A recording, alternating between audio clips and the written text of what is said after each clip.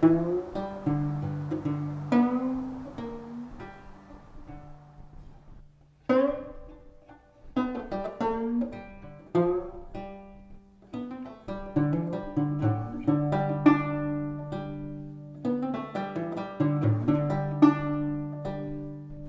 I think of myself as kind of a nature photographer, just in a disconnected sense.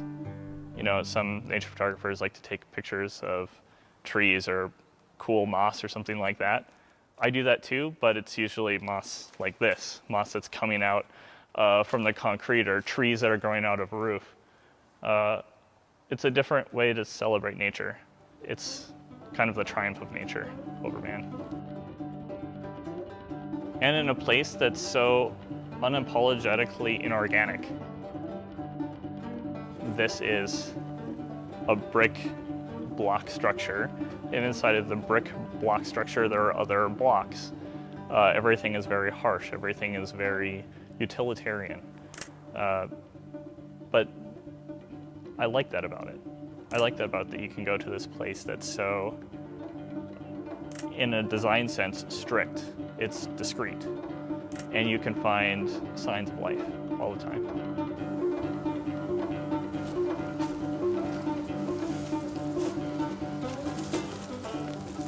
Richard Glumac, May 16th, 1944, Hibbing, Minnesota.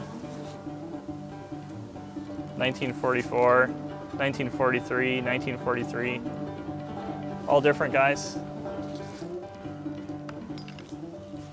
Well, I can tell exactly where people spent their time when they weren't working, right? Because this is where they stood.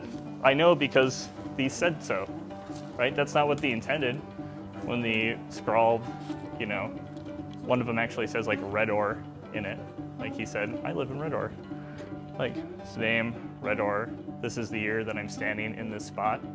Like, he didn't think that some nerd would come by later and say, oh, I can tell that somebody stood here in this year, and that he lived over there in a town that's now erased from the surface of the earth. That kind of stuff gets me really excited. And that's it. I find that I first came here because the outside was beautiful, especially the doors. I just love those giant doors. But this is really nice. I love it.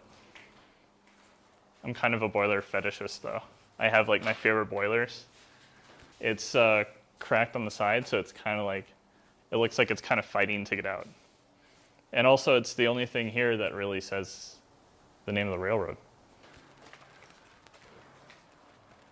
When I took the picture of the boiler, I had to do it at night because you can't see the letters on top of the boiler in just daylight. We had to come in with lights. This is a footprint in time. You know, it's something that will never happen again. So when I come here to document something like this, especially something as endangered as this, you know, so we look up, wishing that we brought our hard hats maybe sometimes, we think, well, I think at least, this is our last chance. I've been in like probably 40 or 50 roundhouses. This is my thing, lost history, places that are decaying. This is totally unique. So it becomes a question of what are we going to value, right? And when I look to take pictures somewhere, I value the story, I value the uniqueness, I value what different things that it does.